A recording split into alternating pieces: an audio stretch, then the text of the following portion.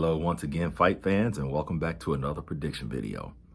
Before I get into the content, I would just ask the usual of you that you would share, like, hit the bell notification, and if you're watching, you might as well subscribe. You're just pressing a button, and it would help me out tremendously. I'm trying to get to that 1,000 subscribers, so that would help. So, the fight I'll be covering in this video is another great request from Peter Garcia, 1124. I thank you for your request and for participating in the channel. And the fight that Peter wanted me to cover is between Felix Trinidad and Donald Curry at welterweight. And this would be an explosive fight. This would be a fight that would definitely take place at close range in the phone booth, and most of Donald Curry's fights took place at close range. Donald Curry, very tough, durable fighter, a great pressure fighter, and Donald Curry loved to get in there and mix it up. Donald Curry had power. He threw great combinations, had a great chin, just a tough, durable fighter. Donald Curry didn't have great defense, and he wasn't the quickest fighter, but when he got close and when he got in range, or when he got within the range that was good for him, he could really deliver some damage.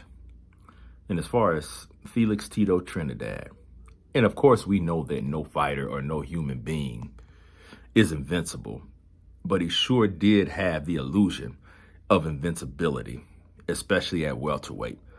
The guy just seemed unbeatable and unstoppable, and he went undefeated for years. So that illusion of invincibility, even when he was hurt, even when he got knocked down, he just seemed like the Terminator in there. The more he was hurt, the stronger he became, especially going down the stretch. And so I could see Donald Curry having some success in this fight, landing a lot of shots in this fight, even scoring a knockdown against Felix Trinidad.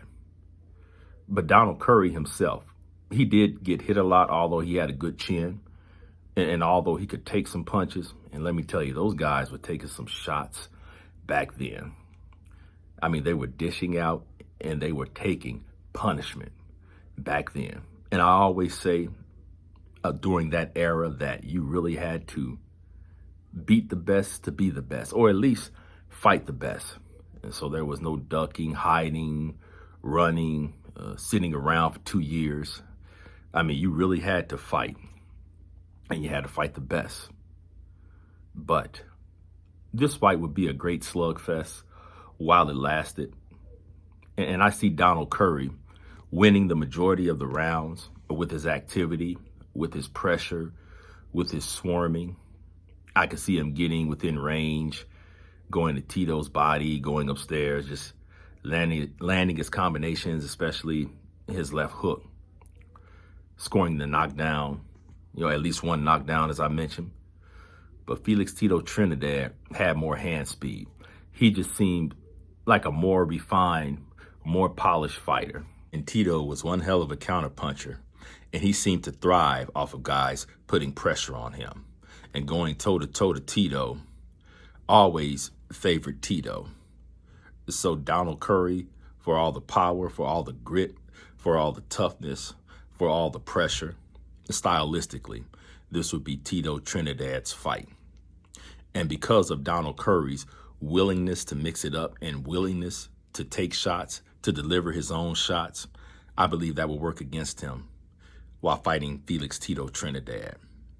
So in a banger, in a great slugfest, I see Tito stopping Donald Curry down the stretch. Let's say round 10. Felix Trinidad by stoppage in round 10. Those are my thoughts. Please let me know what you think. I'll see you soon.